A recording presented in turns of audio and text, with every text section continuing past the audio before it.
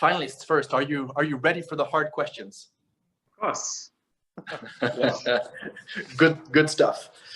So maybe this my first question will be to you, Rehan. I'm very interested to understand, first of all, how you guys organize your daily lives.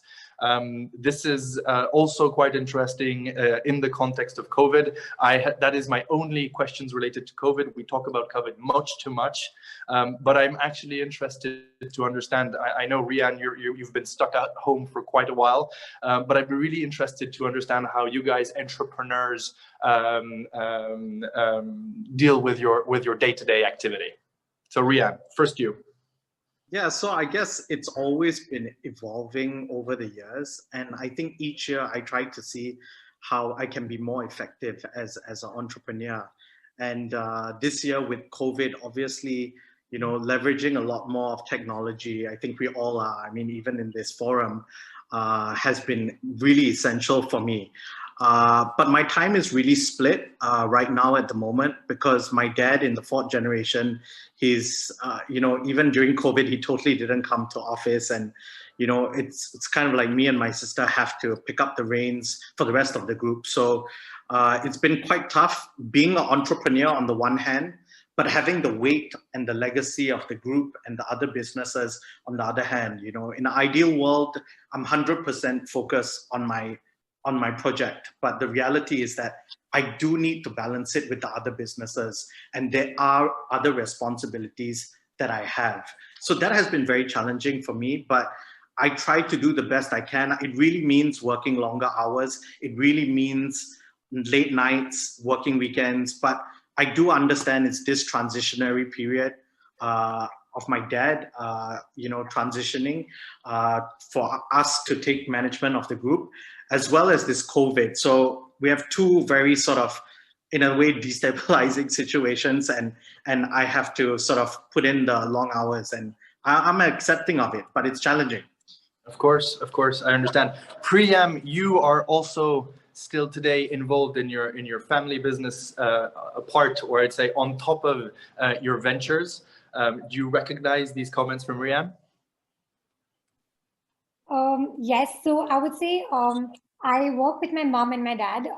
With my dad, I work in the family business, which is, I head the plastics vertical, which is one of our legacy verticals, besides my project, which is Embracing Green. I, you know, even though it is a manufacturing setup, which means that your factory is open, people do need to go into work physically to, you know, make those products. But, you know, we put in a lot of safety protocol in place, which means like many more shifts so that there is social distancing, and also like a lot of hand washing practices and all of that at the, you know, at the plant. In terms of, I work with my mom as well on a bunch of social enterprises. These are more like sort of passionate, heart-driven ventures started by my mom, and I joined her in them. One of that is a mental health care clinic called Caring Minds. And the other one is a cafe, which I co-founded with my mom. It's called Cafe I Can Fly. And it's a cafe which is run by special needs individuals. So, you know, I would say working with mom on these ventures, these are things, because it's not a manufacturing setup, this is stuff which we can still do online. Like we're, you know, we have like online counseling sessions going on at Caring Minds, or say for the cafe as well. Earlier, it was more of an experiential cafe because it's a cafe run by special needs. But during the COVID times, we've seen that there's a lot of focus now on takeaways and delivery. So we've got to change our business model, which we've done, and it's been an interesting learning. And even with Patton, even though it's a traditional family business, I feel that thanks to COVID, actually, that, you know, everyone has gotten abreast with technology, and we're all using Zoom and so many more technology tools to communicate with each other on a daily basis. And I do feel it's very productive, you know, doing these meetings online. Fantastic. Yeah, thank you, Preeyam. And Max, as a Belgian citizen based out of France and London, how is your day-to-day life at the moment? You know, it has been a quite interesting experience, because we had to go fully remote with the company within 24 hours when the lockdown started, like everyone. And we've actually realized that it hasn't impacted at all the company in terms of productivity, output, and so on. But also we felt that we could put in place plenty of different initiatives to keep the team together and build a culture that is very strong. So there's a massive learning there. I think it even brings up a question of equality and fairness, which is that now because we're fully remote at Birdie, and we even decided that people working abroad could be working for the company, it gives the opportunity for more people who are not London-based and who cannot afford the London rent to apply and work for us. And so it opens up a lot of opportunities in terms of hiring, in terms of diversity, in terms of new working practices, people with families working at different time. We work essentially asynchronously, so really trying to accommodate everybody's time. So it really helped us to think differently about working, and that has impacted my life as well personally. Obviously, we are a tech SaaS business, so being remote is much easier than if we were involved in any kind of industrial process. So that's my life for the moment. Interesting. And what I hear from you is, how do we make opportunities out of a pretty bad situation? So yeah, very, very interesting. Interestingly enough, we can, and as I was saying in introduction, we can see there's a common lining also with all of your influence from the family business. Some of you are still active in your family business, some are not, but there's been a very strong influence of the family business.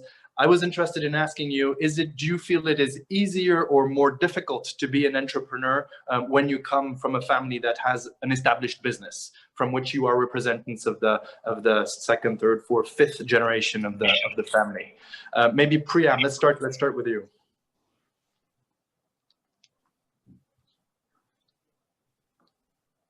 I would say it's actually a blend of both. It would be easier because you do have access to a already established network and resources that your family has built up brick by brick over the years. And at the same time, you do have access to the logistical, infrastructural support of the family and also their experience and wisdom over the years. So for these reasons, I feel it's easier. And, if you do come from a family business, you do also have that leeway to pursue something of your own, because you do have something to fall back on. So therefore it's easier. But I would say it could be tougher as well, tougher, because there is a burden of expectations. If you're somebody who is ambitious and, you could just feel that it could be hard to sort of be recognized for your own merit, to carve out your own niche and your own identity, because you could be compared to other leaders in the family business. So it's actually a blend of both, personally for me. Very interesting. And it's interesting, Preeyam, you talk about influence and wisdom. And Max, I thought that came out of your presentation also with a grandfather figure that was quite inspiring. No, absolutely. And I think we are incredibly privileged. I think, as far as I know, and I totally agree with Preeyam, I think, the fact that we come from a family business gives us a few things, definitely network, but also the confidence, right? We can inspire ourselves from people before us who've actually dared to go ahead and make it happen. And so I think this creates basically a very strong support network, level of confidence, and usually also access indeed to other means that other people would not have. So I think we even have a duty to take some initiatives and more risk than people who not come from a family business, because you've got these values, this network, probably these means, but also this confidence. And so it is up to us really to go ahead and dare, because we have this privilege that others don't. Yep, very, very clear. And Rehan, you were saying that you had the reins of the company in your hands with your sister at the moment. So how does that allow you to be an entrepreneur during the night shift, if I may say so? So it's really kind of challenging because balancing the existing businesses and the operations, and given COVID, a lot of very deep questions are being asked of certain segments of the business, and it's really crunch time, and we have to be bold. We have to start thinking and planning and taking certain key decisions, and that takes out a lot of me, and I think that's really challenging, because at the same time with a startup, you really need to give it your all, and it's all encompassing when the team is small, and balancing that has been a real challenge, and that's where my team comes in. So having the right sort of people around me really helps a lot, and this year we've been really focusing on people. So me and my sister, we've decided that we're spending at least 20-30% of our time on people and getting the right sort of teams into the company, because there's a lot of legacy, and in this round of the 5th generation, we want to build a core group of people that we can grow the business with. Very interesting, absolutely. And talking about wisdom and inspirational figures, what is maybe the one thing you would have been interested to know before you started your venture? And that can come from any type of inspirational figure. Rehan. So I guess before I started, I didn't realize the complexity of startups. It was very nice to see that Max had got his Series A funding, and his seed funding and Series A funding, and this whole funding experience has been just unbelievably interesting. How people are perceiving you, how people are valuing you, and going for the meetings, and I think that has been a very interesting experience to me. It drives me nuts, because trying to let people understand what you're doing, and especially because we're a B2B sort of deep tech solution, I think it's hard for people to understand. When it's a B2C platform, people get it, but it's very deep in the B2B space, and that has been very challenging, but very fascinating at the same time. So that has been quite tough. Yeah. So Max, Rehan was referring to knowing a little bit better about the challenges of funding. Would it be the same thing on your side? No, absolutely. And I think funding is I have two comments on that. The first one is that there's a bit of a hype about funding, but the reality is funding is just a means, right? If you can do it without funding, it's even better. Funding is just to accelerate a little bit how fast you can go, and there's one must act with reason in terms of growth and fundraising as well. But yes, it's a hell of a process, and it's a very interesting one as well, because when you find right partners, it's a quite exciting journey, and with people who are very supportive. I think the second thing is you need to stick to the ambition, particularly when it has social impact, right? And you cannot compromise that. And in the funding process, and I'm sure Rehan, you see that as well, you'll have people who are much more interested in actually, making money ASAP, regardless of the impact. And it's easy to fall into that trap quite rapidly. And I think you need to focus and stick to the vision of transformation that you have, and then find the right partners to get there. And it requires also to give up sometimes on very appealing propositions. But that's important, because that's what pays off in the long run. And I think, Rehan, you're right. In the end, we all want to look back and say, well, we had some impact and that was our duty. What I realized in this journey as a startup, to your question, is that everything takes time, particularly when you're trying to change a bit the paradigm. It's very time consuming, and it takes much longer than I expected, but we stick to the vision. Yeah. No, it's true. There's the venture and business aspect, and then there's the thought leadership. And when you start talking about paradigms, actually you talk about thought leadership, which is where you start touching culture and having to change mentalities, and that's right. Tough. Very clear. Preeyam, from your perspective? I feel for me, it's not about the what, actually, it's more the when, because I wish I had, realized the severity of the water crisis much earlier on. So I'd started acting upon it. I only started on this 4 years ago. I knew it much earlier. If I was aware of it much earlier, maybe I had taken more proactive solutions much earlier on and done so much more, because every drop counts.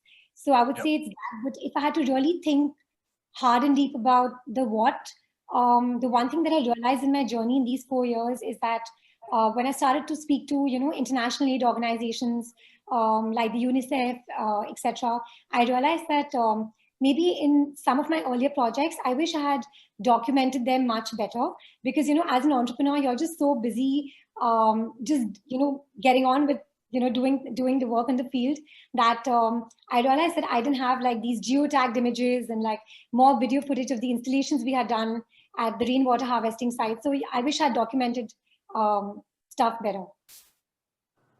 Very interesting. It's also about how do you change mentalities here, and how do you showcase your venture and the impact that it can have. Very interesting. Coming back to the family business aspect, I had and this is maybe a bit of a follow-on question, but I would actually be really interested to know what you wanted to be when you were a kid. And it might seem like a naive and stupid question, but actually what I'm leading on to is to understand, when you were a child, did you perceive as having a place at the table in the family business, or did the entrepreneur fiber, or was it already in you? Preeyam. So this is interesting because when if I really like think back when I was a kid, and I think of my slam book days, I remember writing that I wish I was a model or an actress. That's because, given the limited exposure we had to television, I always fancied the way models and actresses spoke and looked, and they always had like a presence in the room. And I always fancied that when I walk into a room, and I've actually met some of these actresses with my dad at various events. So just the kind of energy they have, and then it's like the kind of attention they draw when they walk in. So I always had that thing of presenting myself well. So that's what it was when I was a kid.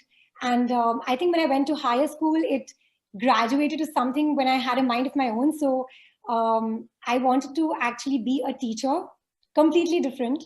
But I feel I really view myself as a lifelong student, and this whole process of teaching and learning, it's something which I really believe in, and also teaching, because I feel like today I'm not a teacher, but I do play the role of a teacher in terms of a teacher, someone who empowers other people. So be it in my family business or be it the ventures I do with my mom, I am trying to do my bit in empowering the people I work with, which is my team, and also empowering the communities I work with. So I feel I do play the role of a teacher in that way. And when I grew up even more and went to college, I feel that I wanted to be a businesswoman, probably because my family, I've seen that in my family, my grandfather and my father. So yeah. Fantastic. Yeah. Max, an actor maybe? No, that wasn't my plans. I think probably nobody saw really some potential in me for that one, so I quickly realized it. No, I wanted to be a secret agent for a few years, to be absolutely honest with you, because I really enjoyed traveling and so on. No, but I was very early on involved in plenty of things that resonate quite a lot today. So in non-for-profits, where I took the leadership of a few non-for-profits. In the family business, I got involved in a few committees and wanted to change things a lot, and with a few of my cousins. And so I've been always a little bit in this kind of entrepreneurial mindset of building things for the social good. And that's been something in me for the last 25 years. And I think that's why I carry on doing it, because it really fulfills me. Fantastic, fantastic. Rehan, on your side. Yeah. So for me, I always say that there are always the undercurrents, in a family business. Fathers and mothers never want to say, they always like to say, I never asked my son to join the family business. They love to say that. But the reality is that I always say that they're undercurrents, and it's kind of like when you're swimming in the ocean, but the current is moving you, you can swim, but you're moving in a certain direction. And that's really how I felt growing up. And I think it's how we all feel when we grew up. We might have had our dreams, but we did kind of know that this current was flowing. And so I always knew in the back of my head that I wanted to be in the family business. I always knew that that would be where I would go in the end. But I thought to myself that I would like to do something for 5 or 10 years before I joined the family business. But what happened was when I was studying in university, during my holidays, I came back and I was understudying my dad, and I realized he needed some help, and really that was my only motivation to come back. And I decided to come back and help him, really. And I didn't look back. I originally wanted to work in a bank because I studied finance, And I really was interested in the finance space. I liked numbers from young. But coming back to the family business, I had the opportunity to go to Sri Lanka and really understand what my family had. And I slowly started falling in love with tea. And each day that I went on doing this business and traveling for the business, my love grew deeper. And at a certain point, I told my dad, you know, don't disturb me with the other group companies. I want to go deep in tea. And that has been my journey. And now I'm totally in love with tea. Beautiful, beautiful. So, Mira, Dominic, I think we're completely out of time, but I have one more questions for our finalist, if you allow me, and we'll let me just give me another just couple of minutes, because and Merad, you showed the polling before. We have quite a few next gens in the audience. What is the one recommendation you would give to a next gen who would be tempted by this entrepreneurial adventure? Keep it to 20 seconds each. Rehan, let's go with you. I would say plan it properly before you present it to your family, and choose the right time and set it up properly, because I think the first time you communicate and share the idea, you don't want to get shot down. And I think lay the ground. So try to lay the ground before you approach your family. Yeah. Fair enough. A bit of rehearsal first. Yes. Preeyam, from your perspective? I think if I had to give a recommendation to someone who was interested to join my entrepreneurial adventure of what I'm doing, I would probably say that if you only care about sort of the commercial aspect of it, then this is not for you, because you know, I feel my venture is a lot about social impact. It is business, but it is definitely a lot about social impact. So it's a judicious balance between both. Understood. Thank you. And Max? Three things. One is go for it. I think we have a natural bias for risk aversion. And that's how we human beings are. And so just go for it. If you fancy trying it out, just go for it. Of course, do it smartly, but go for it and don't be too risk averse. Second is stick to the grand vision. So don't make compromises and have a big plan that really is transformative, not something, you know, marginal, because you're going to be doing it for many years and you want to be inspired every day of your life, and you don't know what's going to be the outcome. So be inspired by it. And the third thing is be resilient. It's a hell of a ride, really exciting, but it's an emotional roller coaster. So you just got to, you know, blow through and be resilient. A roller coaster ride. Fantastic. All three of you, thank you very much for answering these questions. I think it's really interesting to hear you off script, because we can get a bit more of a feeling of you guys. So thanks a lot for playing along with me. Very much appreciated.